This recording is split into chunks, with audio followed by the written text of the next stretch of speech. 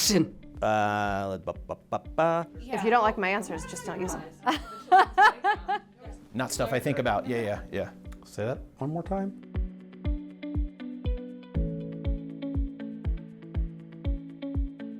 My name is Rose Faye Niang. My name's Claire Mork. Jason Cowans. Mike Krowe. My name is Andy Smith. Isabel Barrow. I have been a planner for 11 years now. About 8 years. 23 years.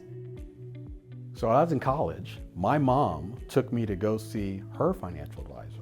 I'm sitting there, I'm listening to this man, in my opinion, talk down to my mother. My mother's smart, and he's talking down to her because she had a small account. He didn't have time for it. I just lit him up. I just started hitting him with every question possible because this was my way of protecting my mom. And so at the end of this conversation, this is how she tells the story, he was the one who said, "You'd make a great advisor." I didn't remember that in college, but come full circle, it was me going, I don't like the way he's talking to my mom. All right, good to go? Yeah. My folks are still together, happily married over 50 years, but I always remember the number one source of arguments at home was always finances. I feel like I kind of fell into the industry. When I graduated from college, I majored in information science and systems.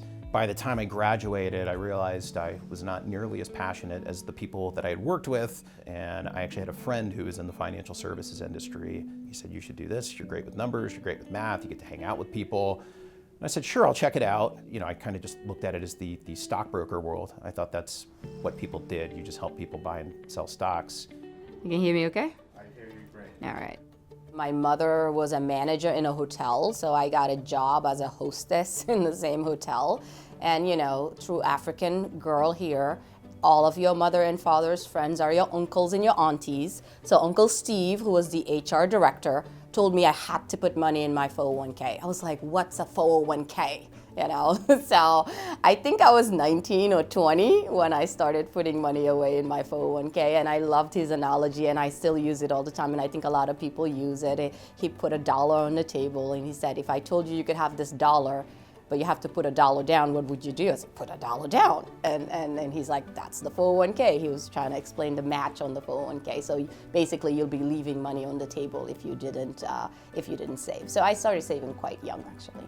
Right out of college, I was at Northwestern Mutual and sold insurance, hated it, but learned I love working with people, I love financial planning, I just did not want to sell insurance.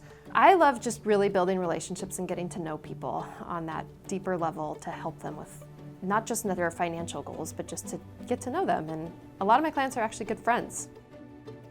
My parents got divorced when I was in college. My mom went to an insurance salesperson because she had never dealt with any of the money. She had never been responsible for it. It had always been something that my dad handled, and my mom knew very little about kind of what was going on. And so she went to this insurance salesperson, and he didn't really ask her anything about her life. Like, he had no idea that she had a 3-year-old at that time, my little sister. Didn't really ask her what her goals were, what her needs were, and rather was just very focused on giving her solutions rather than kind of understanding her situations and her goals and planning around that. And I remember her coming back and talking to me about this meeting, and you know, she was so nervous about it and so embarrassed that she didn't know enough about it to know what questions to ask and whether or not this was good advice or bad advice. And that was sort of the turning point for me in looking at financial planning as a career, was kind of looking at that experience she had and thinking, it has to be better. There has to be better options than that. Well, then you got to bring Andy in here to like crack some weird jokes or something. Oh my gosh, party time. So it's a little bit of a long story. So I actually went to Purdue. I thought I was going to teach biology. Nobody really told me that biology at Purdue has a lot of physics and chemistry in it. Went through, taught for a year, realized that it just wasn't for me. Our old family business was one of the former companies that now make up Edelman Financial Engines. They wanted my father and I to open an office in Chicago. I didn't want to move back. Dad didn't want to move up to Chicago, so we opened the Indianapolis office in 2002. Common mistakes that people make. Gosh, there's so much. I mean, I think the biggest thing that I see people do is trying to keep up with the Joneses. I see that with my high school friends, comparing ourselves of what we drive and what kind of vacations we take and where our kids go to school and what kind of shoes our kids have, and feeling like you have to keep up with them. On the surface, a lot of people think just eliminating debt is the key to financial success. as opposed to building wealth. People just get this mindset that if I just pay off my mortgage, if I don't have any debts, everything's going to be okay. And the reality is, in many circumstances, when they do that, they haven't accumulated enough for retirement or whatever their goals might be. And sure, they might not have any debts at that point, but maybe they're not, successful at that point. Saving becomes a habit. If you start saving, it's almost like you're addicted to it. Because what really builds wealth is the length of time that you have to save and that compound interest that is going to take. So save is the advice that I would give. So I see a lot of people really get stuck on fixating on a number, a goal, a something. So trying to help them find that there's some breathing room. It doesn't have to be down to the penny. Let's find the way things move around. Focus on the long term. There's always going to be stuff happening. There's always going to be noise, politics or the market or the economy or interest rates or inflation or housing or whatever it is. There's always going to be something. The most important thing that you can do is focus on the long term with your investments. That doesn't mean that everything you're looking at with your investment strategy is long term. You got to have cash reserve. You need to focus on your debt. You have to look at those short term things as well. But when it comes to the big picture, don't get caught up in the day-to-day stuff, right? Just let that stuff go, focus on your goals, focus on the long term, and it will all come together. My friends and family love to ask me for tips on finance and what they should do. And I give them the responsible answer, as they would say, the boring answer: spend less than you make. That's number one. Knowing was always so much better than not knowing. Even if they haven't done everything perfectly, we may have a little bit of runway to fix some of those mistakes. And just sitting down with somebody sometimes is a bulk of the work that they have to do. There's no one magical investment.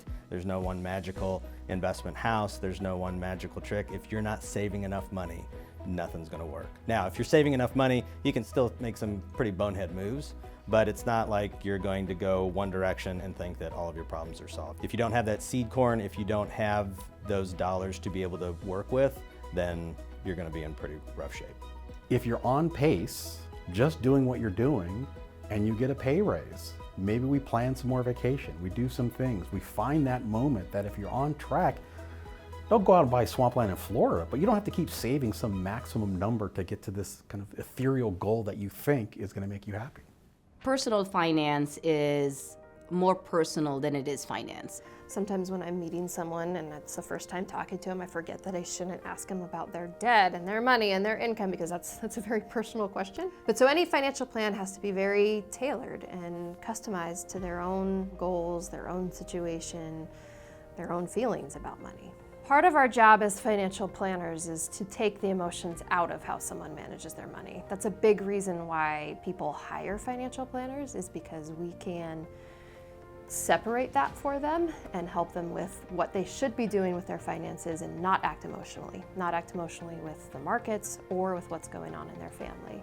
What I love about planning is the ability to just really kind of interact with people and help people in ways that they probably haven't had that opportunity ever, right? Kind of serving people that are underserved or just kind of ignored by Wall Street. I mean, everybody wants to talk, bigger and bigger clients or bigger and bigger net worth, but everybody has the same questions, right? How do I retire? How do I not blow up my family in the process? What happens if something happens to me? How do I get kids through school? All those different things. So, each meeting that you go into is so entirely different. It's not all right, we're going to talk about these three things and then go into the next meeting and talk about the next three things. It's always changing, but kind of at the end that you really are kind of trying to help put people into a better place than they were before they talked to you.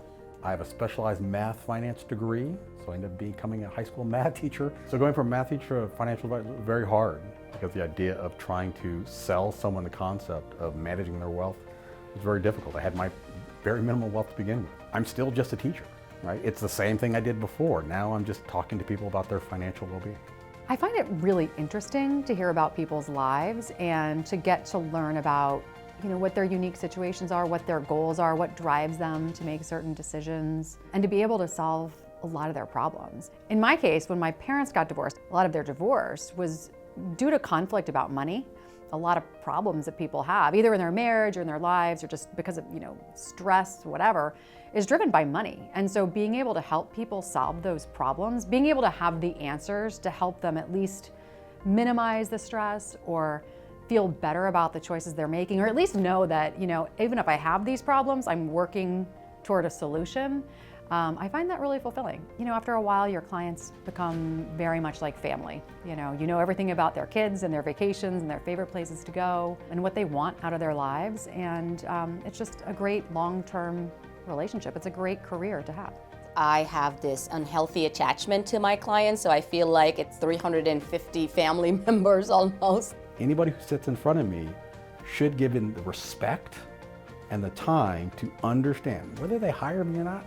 That may or may not happen, but they're leaving my office well educated and understand their plan. Seek out professional help. Use a financial planner who can do the math for you and help you know what you need to do. Money isn't everything. It's just that having money makes things so much easier.